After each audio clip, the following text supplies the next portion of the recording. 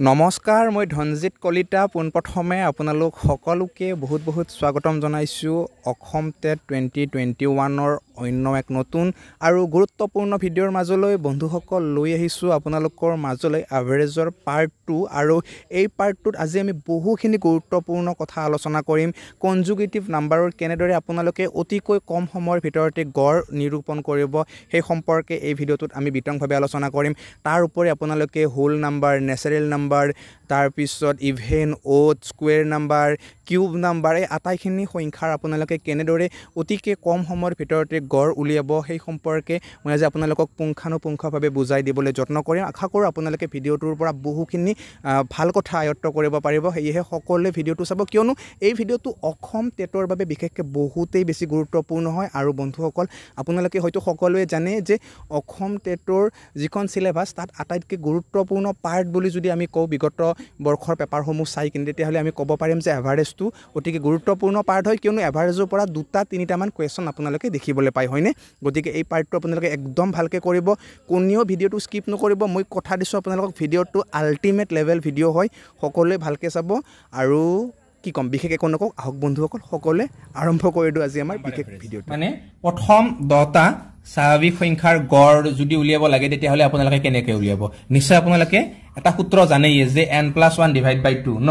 এইটো সূত্ৰ নিশ্চয় আপোনালোকে জানে কিন্তু মই আপোনালোকক এইটো বস্তু ডিটেইলছকে বুজাই দিছো যে কিয় n+1/2 হ'ল মানে যদি এনেকুৱা ধৰণৰ হয় যে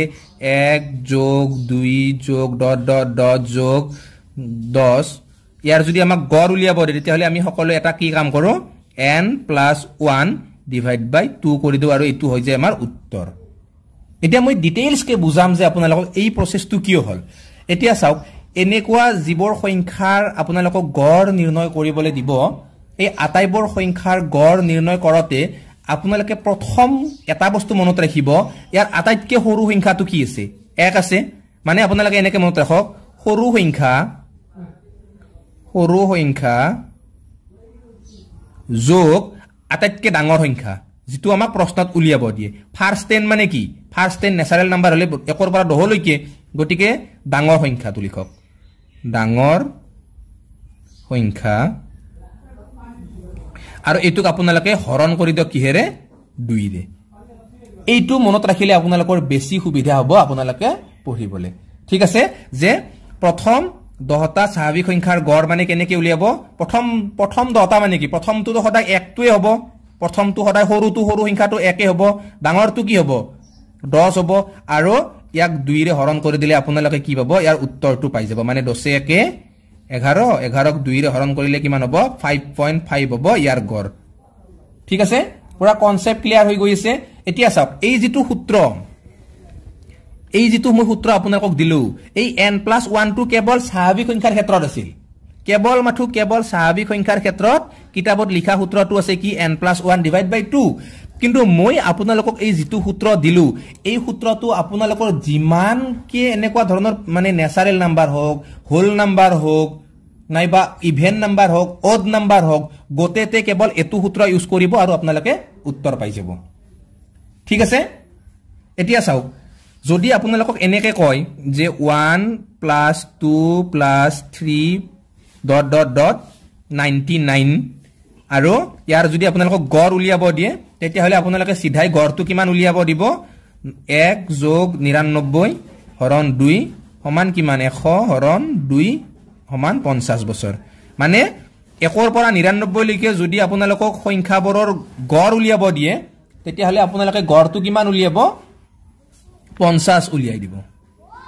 হয়নে গড় কিমান হ'ব ইহতৰ 50 টো আপোনালোকে উলিয়াই দিব কিন্তু আমি এবাৰ 1 ৰ পৰা ষ্টাৰ্ট হোৱা নাই 15 ৰ পৰা ষ্টাৰ্ট হৈছে 50 লৈকে ওকে 15 ৰ পৰা 50 লৈকে যিমানবোৰ স্বাভাৱিক সংখ্যা আছে সেইবোৰৰ গড় নিৰ্ণয় কৰা এতিয়া চাওক আগতে আছিল আমাৰ 1 ৰ পৰা মানে ষ্টাৰ্ট হৈছিল আৰু আমি সূত্ৰ লিখিছিলো n+1/2 গড় উলিয়াবলৈ এইবাৰ তো আমাৰ 1 ৰ পৰা ষ্টাৰ্ট হোৱা নাই এইবাৰ কি কৰিব আপোনালোকে যে মই আপোনালোকক যেটো সূত্ৰ দিছিলো যে সৰু সংখ্যা যোগ ডাঙৰ সংখ্যা হৰণ 2 এই প্ৰচেছটো কৰি দিয়ক ইয়াৰ গড় ওলাই আহিব মানে সৰু সংখ্যা কিমান আছে 15 আছে যোগ ডাঙৰ সংখ্যা আছে 50 তাৰ পিছত এইকেটাৰ গড় কিমান হ'ব এতিয়া 2 ৰে হৰণ কৰিলে পাই যাব 15 আৰু 50 কিমান হ'ব 65 হ'ব ন তাৰ পিছত 2 ৰে হৰণ কৰিলে কিমান পাব 32.5 পাব মানে 15 ৰ পৰা 50 লৈকে যদি আপোনালোকে সংখ্যা কেইটাৰ গড় নিৰ্ণয় কৰে তেতিয়া হলে কিমান পাব 32.2 পাব মানে প্ৰসেসটো কেনেকুৱা যেটো সৰু সংখ্যা এই সৰু সংখ্যাটো আৰু ডাঙৰ সংখ্যাটো ইহত দুটাৰ মানে যোগফলটো লব লাগে আৰু আমি সদায় 2 ৰে হৰণ কৰিব লাগে লাগিলে হেতু 1 ৰ পৰাই স্টাৰ্ট নহক কিয় বা লাগিলে হেতু ধৰক 2 ৰ পৰাই নহক কিয় বা 3 ৰ পৰাই নহক কিয় স্টাৰ্ট জৰে পৰা হক হৈ থাকক কিন্তু 1 ৰ পৰা যেতিয়া হয় জেনেৰেলি যদি আমাক কয় প্ৰশ্নত আমাক কয় তেতিয়া হলে আমাক ফাৰ্স্ট 10টা স্বাভাৱিক সংখ্যাৰ গড় উলিয়াব দিয়ে তেতিয়া কি ফাৰ্স্ট 10টা মানে কি 1 2 3 4 5 6 7 8 9 10 তেনেকে ন গটিকে ইয়াৰ সৰু সংখ্যাটো 1 টো আমি লিখোৱে 10 মানে তো আমি যেটো শেষৰ সংখ্যা হেতুক তো আমি n বুলিয়ে কও হয় নে নহয় গটিকে n + 1 হয় মানে 10 টো সদায় ডাঙৰ সংখ্যাটো বুজায় আমাৰ এনেকুৱা মানে সূত্ৰটো যেটো সূত্ৰ ইয়াত দিছে আমাক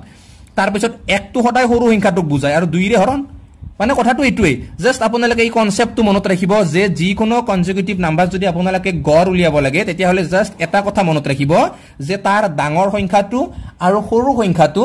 যোগ কৰিব আৰু 2 ৰে হৰণ কৰি দিব তেতিয়া আপোনালোকে চিধাই এনসাৰটো পাই যাব মানে গড় পাই যাব গড়ৰ বহু কেইটা আৰু প্ৰকাৰ আছে বহু কেইটা ফ্যাক্টস আছে মই আপোনালোকক গতি কেইটা ফ্যাক্টসে পঢ়ুৱা চাওক যদি আপোনালোকক প্ৰশ্নটো এনেকৈ দিয়ে যে প্ৰথম 10টা পূৰ্ণ সংখ্যাৰ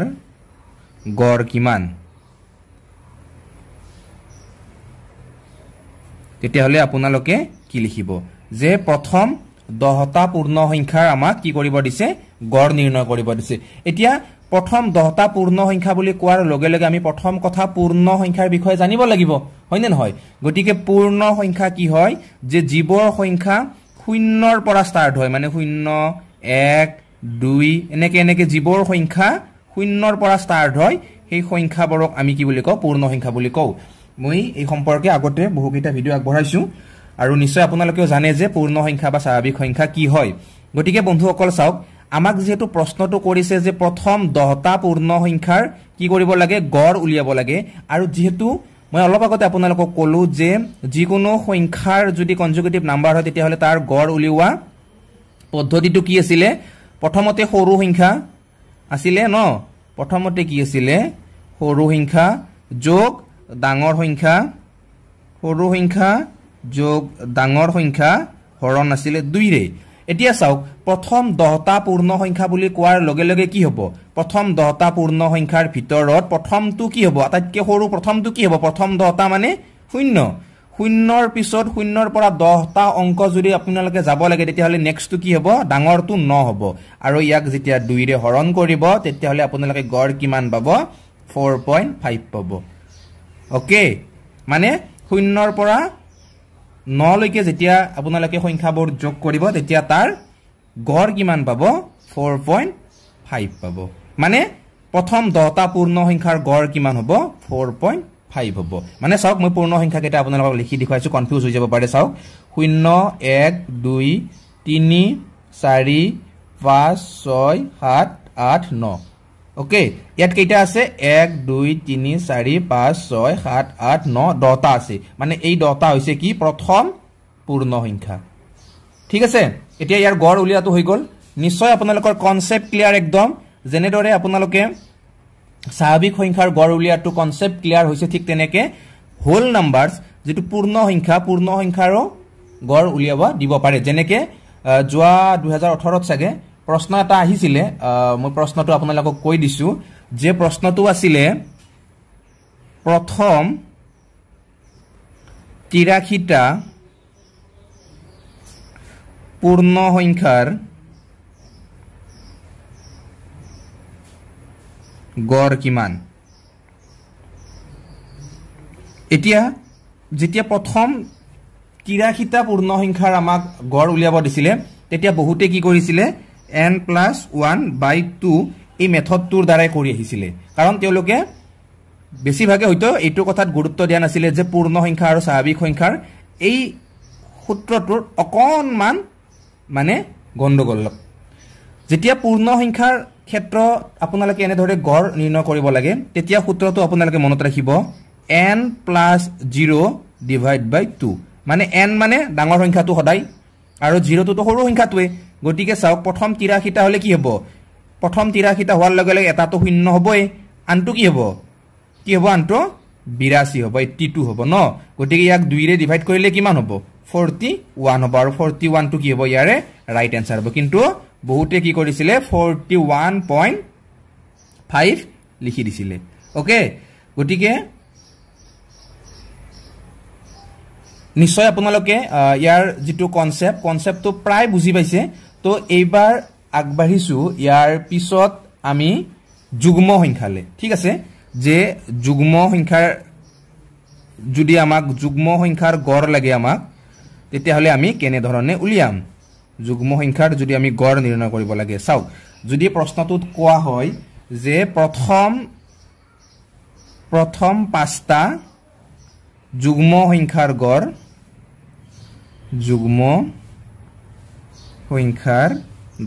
তেতিয়া হলে আপোনালোকে কি কৰিব প্ৰথম পাঁচটা যুগ্ম সংখ্যা মানে কি 2 4 6 8 আৰু 10 এইকেইটা কি হয় প্ৰথম যুগ্ম সংখ্যা হয় এইকেইটাৰ যদি গড় উলিয়াব লাগে তেতিয়া হলে আপোনালোকে গোটেই কেইটা যোগ কৰি কিনে 1 2 3 4 5 এৰ হৰণ কৰিলে হৈ গল ন কিন্তু মই যেটো কৈ আছো যে যেটো সূত্ৰ মই আপোনালোকক দেখুৱাই দি আছো যে সৰু সংখ্যা ডাঙৰ সংখ্যা ইয়াতো আপোনালোকে হেইটো এপ্লাই কৰি দিয়ক বেলেগ একো কৰিব নালাগে ঠিক আছে যুগ্ম সংখ্যাৰ ক্ষেত্ৰতো কি কৰক আপোনালোকে সৰু সংখ্যাটো লওক ডাঙৰ সংখ্যাটো লওক কি হ'ব 2 10 12 2 ৰে হৰণ কৰি দিয়ক কিমান হ'ব 6 হৈ যাব ওকে কিমান হল গড় 6 হৈ গল ইয়াক আপোনালোকে এনেদৰে মনত ৰাখিব পাৰে যে যদি আপোনালোকে যুগ্ম সংখ্যাৰ গড় উলিয়াব লাগে তেতিয়া হলে তাত যেইটা সংখ্যাৰ গড় উলিয়াব দিয়ে তাতকে সদায় এক বেছি হ'ব গড়টো মানে যদি পাঁচটা সংখ্যাৰ গড় উলিয়াব দিয়ে তেতিয়া হলে কি হ'ব 6 হ'ব যদি 6টা সংখ্যাৰ প্ৰথম হ'ব লাগিব দেই কিন্তু এইটো পুনৰবাৰ কৈছো যে প্ৰথম পাঁচটা উলিয়াব দিলে গড় 6 হ'ব প্ৰথম 6টা সংখ্যাৰ গড় উলিয়াব দিলে 7 হ'ব প্ৰথম শব্দটো ইউজ কৰি কিনে যদিহে আপোনালোকক যিকোনো যুগ্ম সংখ্যাৰ গড় উলিয়াব দিয়ে তাত এটা বস্তু মনত ৰাখিব যে কিমানটা সংখ্যাৰ উলিয়াব দিছে ঠিক আছে যিমানটা সংখ্যাৰ উলিয়াব দিছে তাৰ লগত এক যোগ কৰি দিলে আপোনালোকে কি হ'ব ইয়াৰ শুদ্ধ উত্তৰটো পাই যাব কিন্তু যদি প্ৰথমটো নিদিয়ে প্ৰশ্নত বাৰু নাহিলে যে প্ৰথমটো প্ৰশ্নত এনেকে নাহিল যে প্ৰথম শব্দটো দিয়া নাই প্ৰশ্নটো আপোনালোকক এনেকে দিছে যে 20ৰ পৰা 45 লৈ যুগ্ম সংখ্যাৰ গড় কিমান 20ৰ পৰা 45 লৈ যুগ্ম সংখ্যাৰ গড় ঠিক আছে যে 20ৰ পৰা 45 লৈ যদি আপোনালোকক যুগ্ম সংখ্যাখিনিৰ যদি গড় উলিয়াব দিয়ে তেতিয়া হলে আপোনালোকে কি কৰিব আটাইতকৈ সৰু সংখ্যাটো লৈ লওক 20 ঠিক আছে 20 এই মেথডটো এপ্লাই কৰক ইয়াতো সবতে হৈ যাব মই আপোনালোকক প্ৰথমে কৈছো এই সূত্ৰটো কেৱল মনত ৰাখক যোগ আটাইতকৈ ডাঙৰ সংখ্যা কি হ'ব 45 গতিকে 45 টো যুগ্ম নহয় গতিকে 45 তকৈ অকনমান সৰু যুগ্ম সংখ্যাটো কি আছে 46 আছে আৰু ইয়াক যেতিয়া 2 ৰে হৰণ কৰিব তেতিয়া আপোনালোকে কিমান পাব 64 ক 2 ৰে হৰণ কৰিলে আপোনালোকে পাব 32 মানে ইয়াৰ গড় কিমান হ'ব 32 হ'ব মানে 20ৰ পৰা যদি আপোনালোকে 45 লৈ যদি সংখ্যাবোৰৰ যুগ্ম সংখ্যাবোৰৰ যদি গড়টো উলিয়াব লাগে তেতিয়া হলে আপোনালোকে কিমান পাব গড় কিমান পাব 32 পাব ঠিক আছে নিশ্চয় বুজি পাইছে চাগে আপোনালোকে কেনে ধৰণে মই কৰি দেখুৱালো আৰু মনত ৰাখিব আপোনালোকে বহুত বেছি গুৰুত্বপূৰ্ণ হয় এই সূত্ৰটো আৰু এই সূত্ৰৰ দ্বাৰা আপোনালোকে যিকোনো ধৰণৰ প্ৰশ্নই কৰিব পাৰিব তাত কোনো ধৰণৰ কনফিউজন নাই গৰম ধৰি গ'ল আজি তামাম গৰম দি আছে ন বন্ধুসকল চাওক যাতে আপোনালোকৰ এই কনসেপ্টটো পুৰা 100% ক্লিয়াৰ হৈ যায় তাৰ বাবে মই পুনৰ এটা উদাহৰণ লৈছো এবাৰ 12ৰ পৰা 199 লৈকে যুগ্ম সংখ্যাৰ গড় উলিয়াব লাগে কিমানৰ পৰা 12ৰ পৰা গতিকে ইয়াত আটাইতকৈ সৰু সংখ্যাটো কি হ'ব 12 হ'ব আটাইতকৈ ডাঙৰ সংখ্যাটো কি হ'ব 199 আছে কিন্তু এটো যুগ্ম নহয় গতিকে 100 কিমান হ'ব 98 হ'ব গতিকে ইহাতক আমি 2 ৰে হৰণ কৰিব লাগিব কিমান হ'ব যোগফলটো 210 হ'ব ন তাৰ পিছত 210ক 2 ৰে হৰণ কৰিলে আমি কিমান পাম 100 5 পাম মানে গড় কিমান হ'ব 105 বহুত সহজ হয় মাত্ৰ আপোনালোকে বুজি লওক আৰু এই নোটছ বিলাক আপোনালোকে বহিত নোটছ কৰি থৈ যাব নহলে কিন্তু আপোনালোকে পাহৰি যাব পিছত ঠিক আছে যুগ্ম সংখ্যাৰ কনসেপ্ট 100% ক্লিয়াৰ হৈ গল আপোনালোকৰ আৰু এইবাৰ আপোনালোকক অযুগ্ম সংখ্যাৰ বিষয়ে কম যে অযুগ্ম সংখ্যাৰ গড়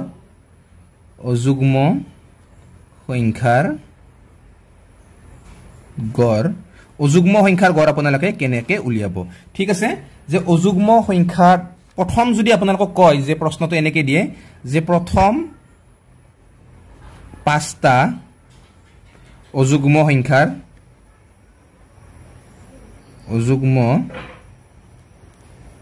সংখ্যাৰ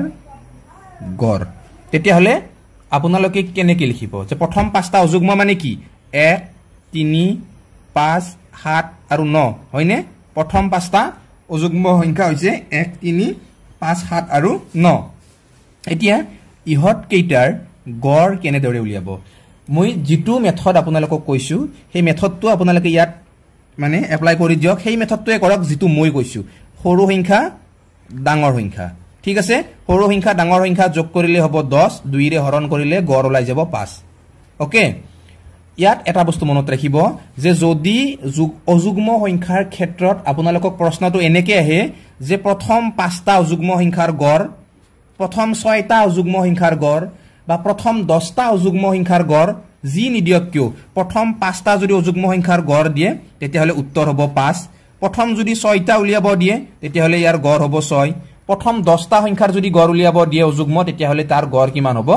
10 মানে প্ৰথমৰ পৰা যদি আৰম্ভ হয় অযুগ্ম সংখ্যাবোৰ আৰু তাৰ যদি গড় উলিয়াব লাগে তেতিয়াহলে প্ৰশ্নটো যিমানটা সংখ্যাৰ আপোনালোকক উলিয়াব দিব সিমানটা সংখ্যা লিখি দিলে হৈ যাব এটো শৰ্ট ট্ৰিক্স বুলি আপোনালোকে মনত ৰাখিব পাৰে লিখি থৈ দিব পাৰে আপোনালোকে আপোনালোকৰ কৰবা ডায়েৰীত এটো কিন্তু এই যেটো মেথড মই আপোনালোকক পঢ়াই দিছো বা শিকাই দিছো এই মেথডটো আপোনালোকে জীৱনত কেতিয়াও পাহৰি নাযায় মাত্ৰ এবাৰ ভালকে মনত ৰাখি লওক যে যিকোনো সংখ্যাৰ ক্ষেত্ৰত যে এনেকুৱা পূৰ্ণ হওক বা স্বাভাৱিক হওক যুগ্ম অযুগ্ম হওক তাৰে সদায় সৰু সংখ্যাটো ডাঙৰ সংখ্যাটো যোগ কৰি 2 ৰে হৰণ কৰি দিলে আমি গড় পাই যাও এই কনসেপ্ট মনত ৰাখক কেৱল ইয়াতো একে আগৰটোটো একে আছিল যুগ্ম অযুগ্ম বুলি একো কথা নাই হয়নে নহয় চাওক মই পুনৰ এটা কৰি দি আছো মই এবাৰ বেলেগ কৰি দি আছো যে 15ৰ পৰা 50 লৈ যিমানটা অযুগ্ম আছে অযুগ্ম সংখ্যাৰ আমাক গড় লাগে 15ৰ পৰা 50 লৈ অযুগ্ম সংখ্যাৰ গড় আমি উলিয়াব লাগে এতিয়া চাওক 15ৰ পৰা 50 লৈ কিমানটা অযুগ্ম আছে আমি তো ডাইৰেক্টলি ক'ব নোৱাৰো বা আমি হয়তো লিখি থাকিলে বহুত সময় যাব সো ইয়াতো আপোনালোকে মই যেটো মেথডৰ কথা বাৰে বাৰে কৈ আছো সেইটো পুৰা এপ্লাই কৰি দিয়ক সৰু সংখ্যা 15 আছে অযুগ্ম ঠিকে আছে যোগ 50 টো যুগ্ম গটিকে 50 তকৈ অকনমান কি হ'ব সৰুটো 49 হ'ব গটিকে ইহত দুটাক যোগ কৰি দিয়ক যোগ কৰিলে কিমান হ'ব 9 5 14 4 তাৰ পিছত কি হ'ব 4 1 5 1 6 হ'ব 9 আৰু ইয়াক 2 ৰে হৰণ কৰিলে কিমান হ'ব 32 হ'ব মানে 15ৰ পৰা 50 লৈ যদি আপোনালোকে অযুগ্ম সংখ্যাখিনিৰ গড় নিৰ্ণয় কৰে তেতিয়াহলে আপোনালোকে কিমান পাব গড় পাব 32 ঠিক আছে কনসেপ্ট একদম ক্লিয়াৰ পুনৰ এটা প্ৰশ্ন দি দিছো এই প্ৰশ্নটো আপোনালোকে হোমৱৰ্ক হিচাপে লিখি লওক দে মই আজি হোমৱৰ্ক দিয়া নাই এটাও হোমৱৰ্ক হিচাপে লিখি লওক যে 20ৰ পৰা 100 লৈ 20ৰ পৰা 100 লৈ যুগ্ম সংখ্যাৰ গড় আৰু এটো 1 নম্বৰ আৰু 2 নম্বৰ 20ৰ পৰা 100 লৈ অযুগ্ম সংখ্যাৰ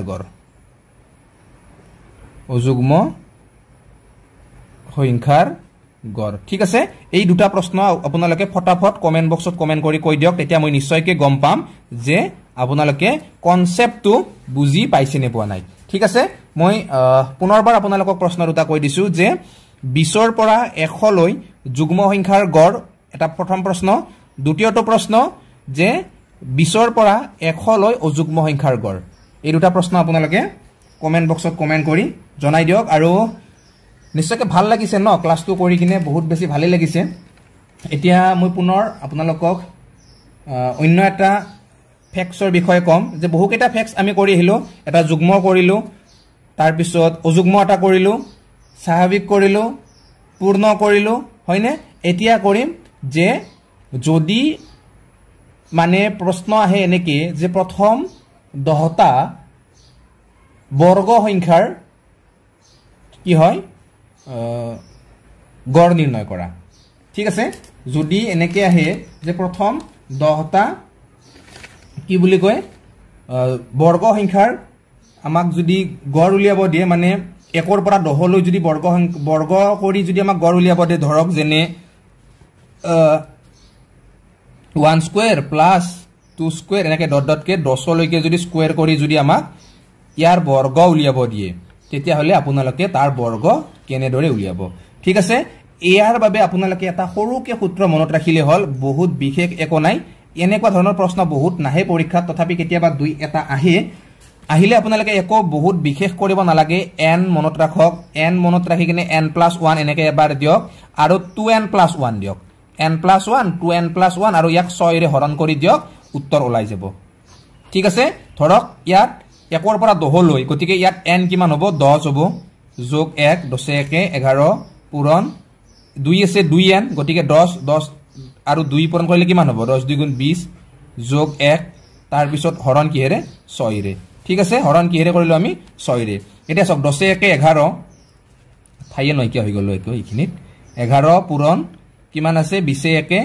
21 আৰু ইয়াক 6 ৰে হৰণ কৰি দিয়ক যিমানটো উত্তৰ পাব সিমানখিনি কি হ'ব ইয়াৰ গড় হ'ব ঠিক আছে গতিকে নিশ্চয় আপোনালোকে বহুখিনি আজি আয়ত্ত কৰিব পাৰিছে মই বৰ্গ সংখ্যাৰ বিষয়ে কৈছো আৰু এটা কৈ আছো বাৰু এবাৰ ঘন সংখ্যা যদি আপোনালোকক দিয়ে যে ঘন সংখ্যা থাকিলে ঘন সংখ্যাৰ গড় আপোনালোকে কেনেদৰে নিৰূপণ কৰিব হেতু আপোনালোকে লিখি লওক মই কৈ আছো আৰু এনেকে যদি 10 লৈকে আপোনালোকক কিউব কৰি কিনে যদি গড় উলিয়াব দিয়ে তেতিয়া হলে আপোনালোকে কি কৰিব তেতিয়া হলে আপোনালোকে ইয়াৰ বাবে এটা সূত্ৰ মনত ৰাখি থওক আপোনালোকে এনেকুৱা ধৰণৰ প্ৰশ্ন মই কৈছোৱে এই ঘন সংখ্যা আৰু বৰ্গ সংখ্যাৰ প্ৰায় নাহে জেনেৰেলি তথাপি কেতিয়াবা আহি যায় আৰু যদি আহে তেতিয়া হলে নিশ্চয়কৈ আপোনালোকে কোৱেশ্চন বৰ ৰৈ আহিব ন গতিকে তাৰ বাবে মই কৰি দি দিছো যে ইয়াৰ বাবে সূত্ৰটো n+1 হোল স্কয়াৰ ডিভাইড বাই 4 ওকে এই সূত্ৰটো আপোনালোকে ধুনিয়াকৈ মুখস্থ ৰাখিব এইটো কি হয় ঘন সংখ্যাবিলাকৰ যদি গড় নিৰ্ণয় কৰিব লাগে তাত এইটো কামত খাটে ঠিক আছে যে ঘন সংখ্যাবিলাকৰ এইটো কি হ'ব কামত খাটিব চাওক মই এইটো প্ৰমাণ কৰি দিছো বাৰু গৰম লাগাৰ বাবে অকনমান স্লো হৈ গৈছো দে মানুহটো ইয়াত 1 পৰা 10 লৈকে মানে প্ৰথম 10টা সংখ্যাৰ মানে ঘন সংখ্যাৰ আমাক কি কৰিব লাগে গড় উলিয়াব লাগে গতিকে ইয়াত n কিমান হ'ব 10 যোগ 10 n+1 দে ইয়াতে গতিকে n+1 কিমান হ'ব 10 1 11 হোল স্কয়াৰ আছে তাৰ পিছত তলত 4 গতিকে 10 পূৰণ 11 টো স্কয়াৰ 11 11 গুণ কিমান 121 তলত কিমান আছে 4 4 ৰে কাটা কাটি কৰিলো 2 দি যাব 5 10ক 5 বাৰ 4ক 2 বাৰ আৰু এইটো যেতিয়া আমি 5 121 পূৰণ কৰিম 600 কিমান হ'ব 5 হ'ব ন 5 1 গুণ 5 5 2 গুণ 10 0 5 1 গুণ 5 5 1 6 ইয়াক 2 ৰে হৰণ কৰি দিলে আমি উত্তৰ কিমান পাম 304.5 পাম মানে 1 পৰা যেতিয়া 10 লৈকে সংখ্যাবোৰ ঘন কৰি কিনে আমি তাৰ গড় উলিয়াম তেতিয়া কি হ'ব তাৰ গড় হ'ব 304.5 হ'ব বহুত সহজ হয় আপোনালোকে খুব সহজে কৰিব পাৰিব এতিয়া এই যেটো ফ্যাক্ট এই ফ্যাক্টটো নিশ্চয় আপোনালোকে মনত ৰাখিলে আজি সংখ্যাৰ ক্ষেত্ৰত বহু কেইটা বা বিভিন্ন ধৰণৰ আমি কৰিবলৈ চেষ্টা কৰিলো আৰু নিশ্চয়কৈ বুজি পালো তো যদি এনেকুৱা ধৰণৰ প্ৰশ্ন নাহি যদি বেলেগ ধৰণৰ প্ৰশ্ন আহে যে অকনমান বেলেগ কৰি দিলে প্ৰশ্নটো যে ধৰক মই কৈ আছো ক্লাসটো বহুত বিশেষ দীঘলা নকৰো দে অলপ দীঘলাই কৰিম বাৰু তো 7 জন মানুহ আছে এবাৰ তা বেলেগ ফ্যাক্ট এটো হ্যাশট্যাগ দি থৈ দিয়ক 7 জন সৰি জান হৈছে 7 জন মানুহৰ গড় বয়স 7 জন মানুহৰ গড় বয়স কিমান 20 বছৰ ওকে 7 জন মানুহৰ গড় বয়স 20 বছৰ আমি ধৰি লৈছো এতিয়া তাৰ পৰা এজন গুচি গ'লে নতুন গড় হয়